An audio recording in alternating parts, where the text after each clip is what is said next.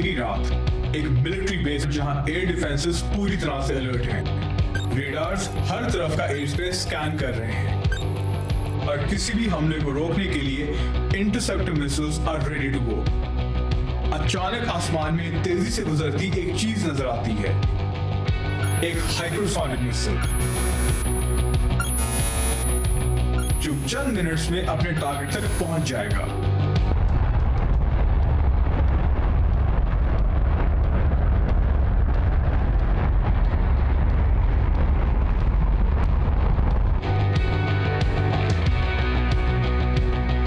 Warning सिर्फ चंद seconds की होती है।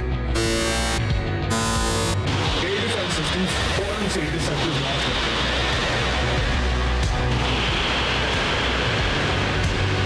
मगर डिफेंसेस उसे पूरी तरह से मिस कर देते हैं।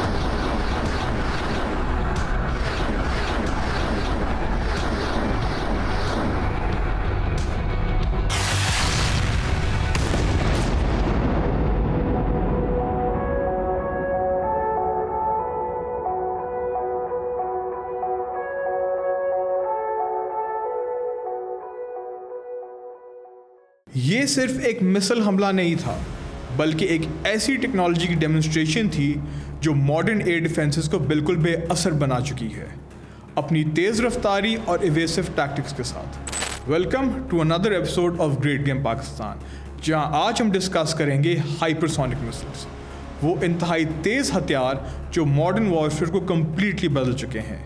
ये वो मिसाइल्स हैं जो आजकल की लीडिंग मिलिट्रीज की इन्वेंटरी का, इनकी आर्सेनल का एक एसेंशियल हिस्सा बन चुके हैं। इस एपिसोड में हम डिस्कस करेंगे इनकी हिस्ट्री और evolution plus the technology that makes them possible. आइए शुरू करते हैं। सबसे पहले हम इन मिसाइल्स की डेवलपमेंट हिस्ट्री पर बात करते हैं। ये कैसे बने और किस तरह इवॉल्व हुए। हाइपरसोनिक मिसाइल्स जो साउंड की स्पीड से 5 गुना तेज़ रफ्तार पर ट्रैवल करते हैं, मतलब ओवर 3800 माइल्स पर आवर, यानी कि अप्रॉक्सीमेटली 1.6 किलोमीटर्स पर सेकेंड। इसका कॉन्सेप्ट वर्ल्ड वॉर 2 के दौरान शुरू हुआ, जब उन साइंटिस्ट ने ये स्टडीज़ कंडक्ट की कि हाई स्पीड्स पर ऑब्जेक्ट्स हवा में कैसे बिहेव करते हैं, और ये मालूमात बाद की रिसर्चेस के लिए और बाद के डेवलपमेंट प्रोग्राम्स के लिए बहुत मुफीद साबित हुई। फिर 1950s और 1960s में अमेरिका और सोवियत यूनियन ने इंटरकॉन्टिनेंटल बैलिस्टिक मिसाइल्स पर काम शुरू किया। यस, ये वही मिसाइल्स हैं जो पहले स्पेस में जाते हैं और फिर एक आर्क बनाते हुए हज़ारों मील दूर टारगेट्स को हिट करते हैं, and they form the backbone of every nuclear missile Arsenal today. इस प्रोसेस में साइंटिस्ट ने सीखा कि एटमॉस्फेयर में वापस आते वक्त, जिसको री एंट्री फेज़ या टर्मिनल फेज़ कहते हैं, इसके दौरान मिसाइल्स को एक्सट्रीम हीट और फ्रिक्शन से कैसे महफूज रखा जाए। ये हाइपरसोनिक मिसाइल टेक्नोलॉजी और one of the foundation hurdles को क्लियर करने की तरफ एक बहुत बड़ा कदम था। 1960s में अमेरिका ने एक रॉकेट पावर्ड एक्सप्लेन, जिसको X-15 का नाम दिया गया, उसको टेस्ट किया, जिसने मार्क 6.7 की स्पीड अचीव की, यानी कि that is almost 5140 miles per hour. इससे इंजीनियर्स को हाई स्पीड फ्लाइट के चैलेंजेस और सॉल्यूशंस के बारे में बहुत कुछ मालूम हुआ। फिर 1970s और 1980s तक रशिया और अमेरिका दोनों मुल्कों ने विंड टनल्स यूज़ करना शुरू कर दिए। विंड टनल्स और इनके साथ उस एरा के कंप्यूटर्स के इस्तेमाल से ऑब्जेक्ट से गिर्द हवा का बिहेवियर समझने में मदद मिली, लेकिन अभी भी असली हाइपरसोनिक वेपन्स बनाना बहुत मुश्किल था, क्योंकि मटेरियल्स और इंजन्स इतनी हाई टेम्परेचर और हाई स्पीड बर्दाश्त नहीं कर पाते थे। अभी टेक्नोलॉजी के बहुत ऐसे मरहले थे जो तय करना बाकी थे। Now let's fast forward to 1990s, जिसमें फ्रांस ने हाइपरसोनिक मिसाइल पर काम शुरू किया, जिसका नाम ASN-4G था। लेकिन इसमें प्रोग्रेस बहुत स्लो रही, और इससे आप अंदाज़ा लगा सकते हैं कि hypersonic missiles are so difficult to develop कि दिस स्पेसिफिक मिसाइल अभी भी 2025 में भी अंडर डेवलपमेंट है। देन 2000s में अमेरिका ने कन्वेंशनल प्रॉम्प्ट ग्लोबल स्ट्राइक, यानी कि CPGS प्रोग्राम शुरू किया, जिसका मकसद दुनिया के किसी भी हिस्से में 1 घंटे के अंदर रिवायती वॉरहेड के साथ टारगेट को हिट करना था। 2010 और 2011 में यूएस ने हाइपरसोनिक टेस्ट व्हीकल 2 यानी कि HTV-2 और advanced hypersonic weapon AHW test किए। थर्मल इश्यूज की वजह से ये टेस्ट कंप्लीटली सक्सेसफुल ना हो पाए। The arrow-shaped unmanned Falcon Hypersonic Technology Vehicle 2 is scheduled to be launched between 7 and 1 p.m. today aboard an 8-story Minotaur 5 rocket from Vandenberg Air Force Base just northwest of Santa Barbara, California. The Army has conducted its first test of an advanced hypersonic weapon capable of, get this, traveling at 5 times the speed of sound. The unmanned aircraft traveled 2,300 miles over the Pacific in less than half an hour yesterday. ये वो दौर था जब the race to acquire hypersonic weapons बहुत तेज हो गई।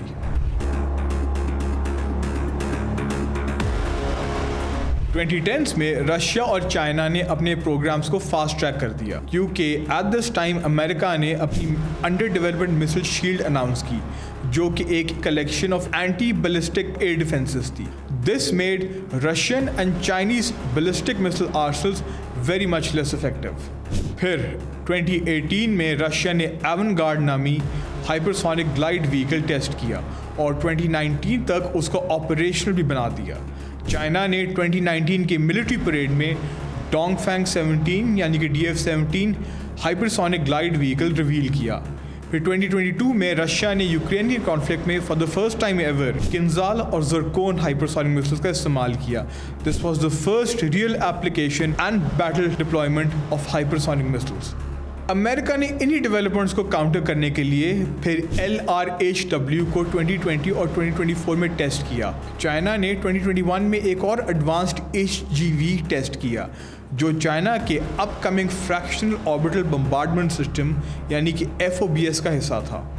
ये मिसाइल अर्थ के ऑर्बिट में ठहर सकता है और एज एंड व्हेन रिक्वायर्ड दुनिया में कहीं भी स्ट्राइक कर सकता है। 2025 की विक्ट्री डे परेड में चाइना ने multiple new hypersonic cruise missiles भी अनवेल किए। अब दूसरे मुल्क भी इस रेस में शामिल हो रहे हैं, इंक्लूडिंग इंडिया। इंडिया अपने hypersonic technology demonstrative vehicle HSTDV के साथ मार्क 8 हाइपरसोनिक मिसाइल का टेस्ट किया with range of almost 1500 kilometres.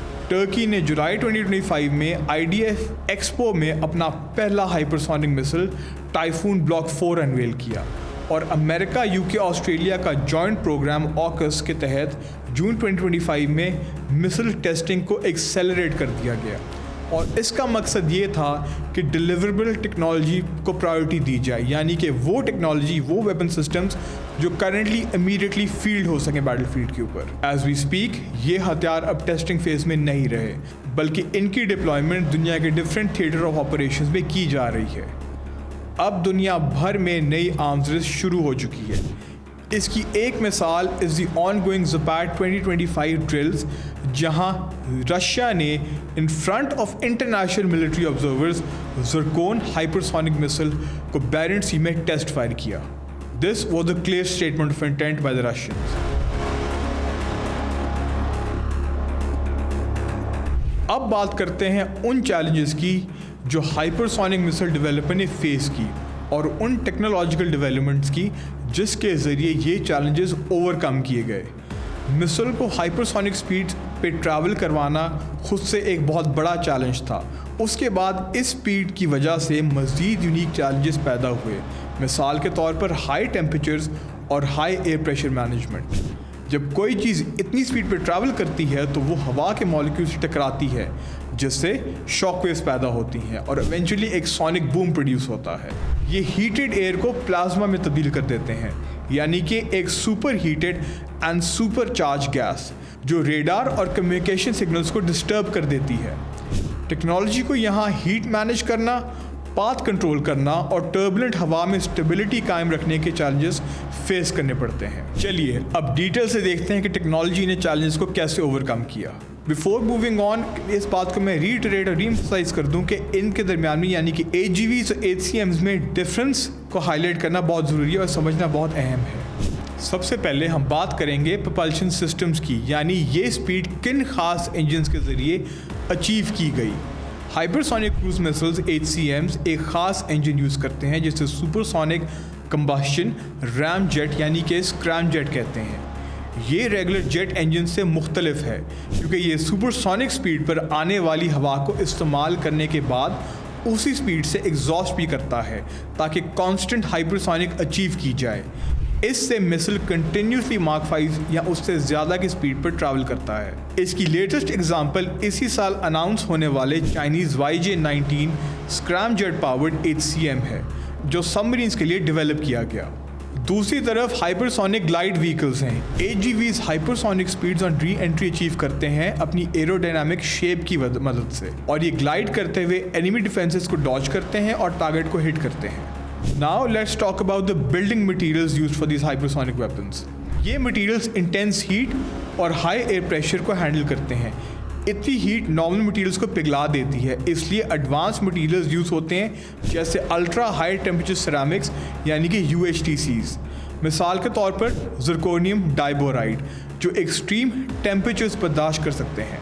Scramjet system use करने वाले मिसाइल्स में कूलिंग सिस्टम्स भी इनकॉर्पोरेट होते हैं, जो अपने ही फ्यूल को कूलेंट के तौर पर इस्तेमाल करते हैं। इस प्रोसेस को हम रिजेनरेटिव कूलिंग कहते हैं। अब हम बात करेंगे कंट्रोल सर्फेसेस और मिसाइल शेप की, यानी एरोडायनामिक्स। ये मिसाइल्स ऐसे डिज़ाइन किए जाते हैं कि वो अपनी पैदा की हुई शॉकवेव्स को इस्तेमाल करते हुए लिफ्ट एंड स्टेबिलिटी अचीव करते हैं। स्टीयरिंग के लिए हाइपरसोनिक मिसाइल्स फिन्स यानी कि स्मॉल कंट्रोल सर्फेसेस और थ्रस्ट वेक्टरिंग यानी कि स्पेशलाइज्ड नोजल्स, जो कि थ्रस्ट को पर्टिकुलर एंगल्स और डायरेक्शंस पे डाइवर्ट कर सकता है, इनको इस्तेमाल करके ये अपनी हाई मनूवरेबिलिटी अचीव करते हैं। अब आते हैं नेविगेशन और गाइडेंस पे। हाइपरसोनिक मिसाइल्स के गिर्द एक प्लाज्मा बैरियर जनरेट होता है जो हर तरह के सिग्नल्स को डिस्टर्ब कर सकता है, मगर इस मसले को हल करने के लिए मल्टीपल सिस्टम यूज़ होते हैं, जैसे इनर्शियल नेविगेशन, जो एक इंटरनल कॉम्पस की तरह काम करता है, GPS यानी कि global positioning system, star tracking और स्पेशली सेंसर्स जैसे जदीद सिस्टम इस्तेमाल किए जाते हैं ताकि मिसाइल एक्यूरेटली अपने टारगेट को हिट कर सके।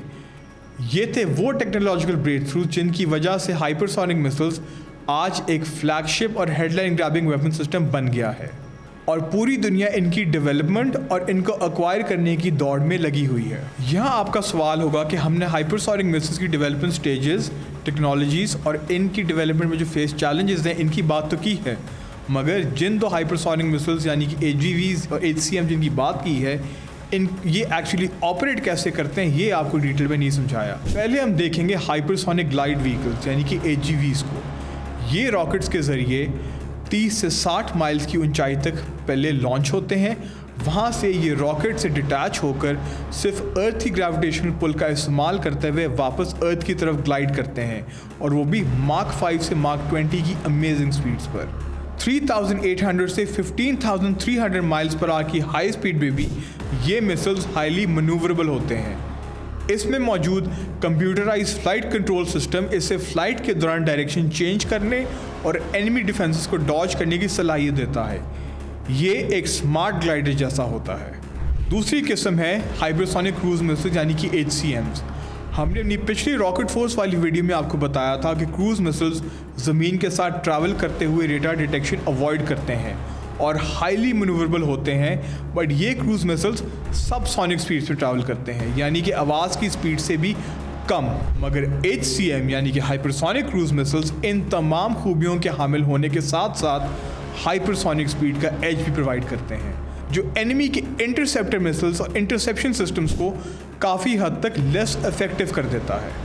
हाइपरसोनिक क्रूज मिसाइल्स ग्राउंड से, शिप से या प्लेन से लॉन्च किए जाते हैं just like conventional cruise missiles, और सुपरसोनिक स्पीड पे पहुंचने के बाद ये मिसाइल्स अपने स्क्रैमजेट इंजन्स इस्तेमाल करते हुए माक 5 या ज़्यादा पर फ्लाइट मेंटेन करते हैं। कंटिन्यूस प्रोपल्शन के बायस इनकी टारगेट सिलेक्शन फ्लेक्सिबल होती है, जो मिलिट्री को अडेप्टिव कैपेबिलिटी प्रोवाइड करती है of switching targets at the last moment. Hypersonic glide vehicles यानी कि AGVs और हाइपरसोनिक क्रूज मिसाइल्स यानी कि HCMs दोनों कन्वेंशनल और न्यूक्लियर वॉरहेड्स को 600 से 1800 माइल्स तक लेके जा सकते हैं। AGVs अमूमन इंटरकॉन्टिनेंटल और लॉन्ग रेंज के लिए इस्तेमाल होते हैं, जबकि HCM शॉर्टर रेंज टारगेट्स को हिट करने के लिए इस्तेमाल किए जाते हैं। अब यहाँ आम तौर पे ट्रेडिशनल ICBMs को हाइपरसोनिक मिसाइल्स कह के कन्फ्यूजन या प्रोपेगेंडा टूल के तौर पर भी इस्तेमाल किया जाता है, जबकि हकीकत तो ये है कि हर ICBM अपने टर्मिनल फेज़ में जब एटमॉस्फेयर में री एंट्री करता है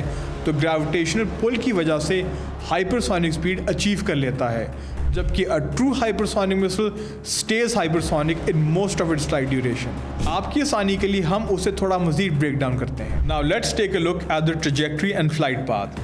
ICBMs स्पेस में जाते हैं एंड दे गो अप रफली 750 माइल्स की ऊंचाई तक, और फिर ये एक आर्किंग कर्व्ड पाथ फॉलो करते हैं ऑन री एंट्री और जाके फिर अपने टारगेट को हिट करते हैं। हाइपरसोनिक्स लो एल्टीट्यूड पे कंपैरेटिवली फ्लाई करते हैं, यानी कि 12 से 60 माइल्स की ऊंचाई पर, जिसकी वजह से उनका पाथ फ्लैट और प्रेडिक्ट करना मुश्किल हो जाता है। When it comes to manoeuvrability, ICBMs launch के बाद अक्सर एक फिक्स्ड पाथ पर ट्रैवल करते हैं, जिसे ट्रैक करना रिलेटिवली आसान होता है। हाइपरसोनिक्स जिगजैग करते हैं, डाइव करते हैं, जिसकी वजह से इंटरसेप्टर्स को इनका पाथ, इंटरसेप्शन और पॉइंट ऑफ इंटरसेप्शन प्रेडिक्ट करने में बहुत मुश्किल होती है। When it comes to speed और टाइमिंग, ICBMs वापस आते वक्त हाइपरसोनिक स्पीड्स ज़रूर अचीव करते हैं, Mach 20 एंड अबव, लेकिन ट्रू हाइपरसोनिक्स अपनी पूरी फ्लाइट में Mach 5 से ऊपर रहते हैं। This makes their journey time overall much shorter और time for interception much less. इसकी वजह से ख़ास तौर पे इनका जो रिएक्शन टाइम फॉर इंटरसेप्शन है बहुत रिड्यूस हो जाता है। टॉकिंग अबाउट इंजन्स और रेंज, ICBMs पूरी journey under rocket power complete करते हैं और कॉन्टिनेंट्स क्रॉस करते हैं। Hypersonic cruise missiles on the other hand scrum jet से एफिशिएंट होते हैं, लेकिन रेंज इनकी कंपैरेटिवली शॉर्टर होती है, almost 600 to 1800 miles. AGVs rocket boost और ग्लाइड पर रिलाई करते हैं और उनकी रेंज भी ICBM से कम होती है। डिटेक्शन की बात करें तो ICBM स्पेस में होने की वजह से सैटेलाइट से जल्दी स्पॉट हो जाते हैं। हाइपरसोनिक्स लो फ्लाइट और अनप्रेडिक्टेबल मूव्स की वजह से रेडार्स के लिए एक डॉन्टिंग चैलेंज पेश करते हैं।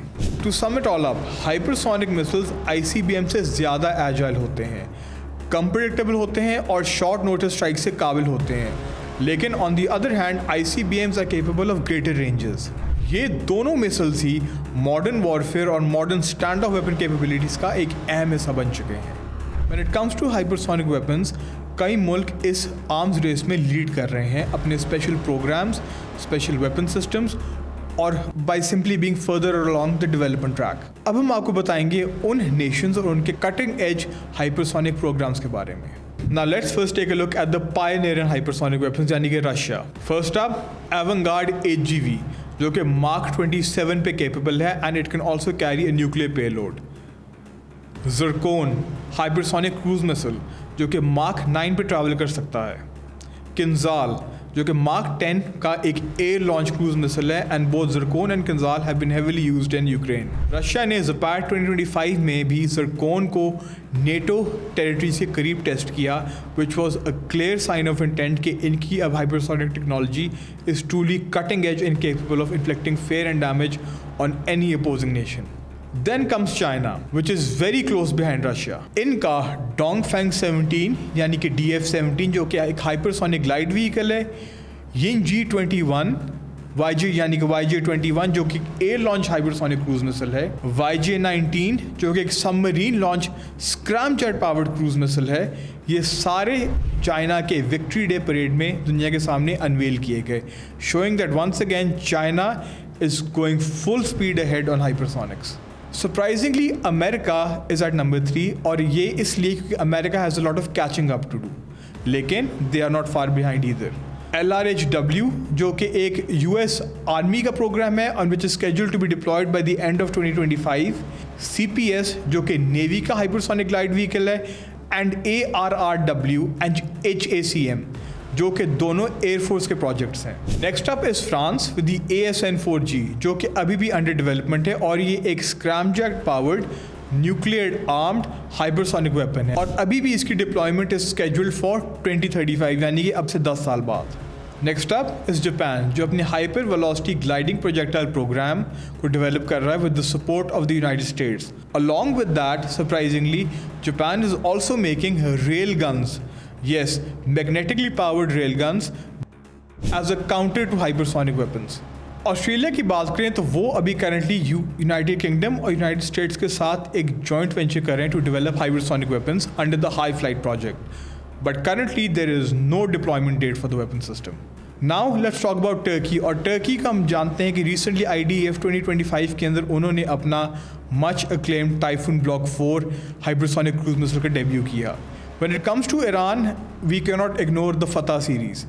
The Fatah series of hypersonic missiles जो हमने ईरान और इसराइल वॉर में देखा कि वो किस तरह यूज़ हुआ इसराइल के आयरन डोम सिस्टम्स को ओवरवेलम करने के लिए has become a mainstay. Iran की हाइपरसोनिक मिसाइल्स का अब वो फ्लैगशिप बन चुका है. Overall globally hypersonic missile development एक $multi-billion मार्केट बन चुकी है और currently by 2025 there are estimated between 500 to 1000 hypersonic units deployed globally. तो अभी तक तो आपको history and the current state of hypersonic technology तो हमने आपको बता दिया, लेकिन आगे क्या? हाइपरसोनिक टेक तेज़ी से इवॉल्व कर रहा है, specially when it comes to AI integration. AI missiles को इंस्टेंटली पाथ चेंज करवा सकती है ताकि डिफेंसेस को अवॉइड किया जा सके या मूविंग टारगेट्स को हिट किया जा सके. देन फास्टर इंजन्स यानी कि एडवांस स्क्रैमजेट्स जो कि Mark 10 प्लस स्पीड्स पर और लॉन्गर रेंजेस प्रोवाइड कर सकें. स्टेल्थियर मटेरियल्स और प्लाज्मा कंट्रोल कोटिंग्स जो कि डिटेक्शन और ट्रैकिंग को मुश्किल बनाए. डायरेक्टेड एनर्जी वेपन्स यानी कि लेज़र जो हाइपरसोनिक वेपन्स को डिसेबल या डैमेज करने के लिए इस्तेमाल किए जा सके. स्पेस बेस्ड सेंसर्स जो कि इन हाइपरसोनिक्स को क्लोजली डिटेक्ट और ट्रैक कर सकें. रीयूजेबल व्हीकल्स और हाइपरसोनिक ड्रोन स्वॉर्म्स, ये तमाम फ्यूचर फोरकास्ट हाइपरसोनिक वेपन्स को बैटलफील्ड के अंदर और इम्पॉर्टेंट बनाएंगी और प्लस इनके काउंटर्स भी उतना ही इम्पॉर्टेंट बन जाएंगे. We have yet to see कि आगे जाके in the next 10 to 15 years how will hypersonic weapons इनकी employment, how will it shape the battlefield. Indeed, hypersonic missiles ने modern warfare का landscape बदल दिया है. उनकी स्पीड, मैन्यूवरेबिलिटी और अनप्रेडिक्टेबिलिटी से डिफेंस प्लानर्स को नए तरीके सोचने पर मजबूर कर दिया है. 2025 तक अगर हम देखें तो मुल्कों ने एडवांस कैपेबिलिटीज़ ये हासिल कर ली हैं और डिप्लॉयमेंट शुरू हो चुकी है.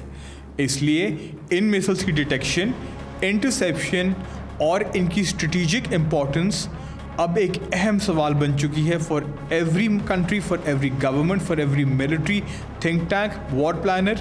और आगे जाते हुए ऐसा ही लग रहा है कि hypersonics will become the main stay यानी कि कोर पिलर बन जाएगा फ्यूचर वॉरफेयर का. अब हम बात करते हैं साउथ एशिया की, जहां इंडिया करंटली डेवलप कर रहा है रशिया के साथ मिलकर BrahMos 2.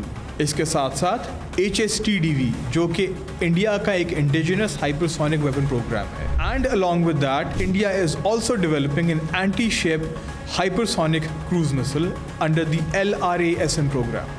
When it comes to Pakistan, PEF के पास currently CM400 AKG cruise missiles हैं जिन्होंने ऑपरेशन बुनियान उन मनसूस के दौरान इंडियन S-400 को तबाह किया. पाकिस्तान नेवी के जुल्फ़िकार क्लास फ्रिगेट्स पे P-282 smash anti ship hypersonic missile भी डिप्लॉयड है. कुछ अनकन्फर्म रिपोर्ट्स ये भी कहती हैं कि पाकिस्तान चाइना से DF-17 हाइपरसोनिक मिसाइल्स इंपोर्ट करने जा रहा है. इसके साथ साथ पाकिस्तान अपना indigenous truly hypersonic missile system भी डेवलप कर रहा है but under extreme cover of secrecy. इस एपिसोड में हमने आपको बड़े डिटेल्ड और सिंपल तरीके में बताया कि हाइपरसोनिक मिसाइल्स क्या हैं, यानी कि AGVs, हाइपरसोनिक ग्लाइड व्हीकल्स और HCMs यानी कि हाइपरसोनिक क्रूज मिसाइल. मुझे उम्मीद है कि इस वीडियो के बाद आपको क्लियर अंडरस्टैंडिंग होगी behind the technology that goes into creating and developing these missiles और ये ऑपरेशन में किस तरह यूज़ होते हैं. इसी तरह की डिटेल्ड टेक्निकल ब्रेकडाउन्स के लिए please subscribe to the channel and click the bell icon for more notifications. Until next time, stay curious.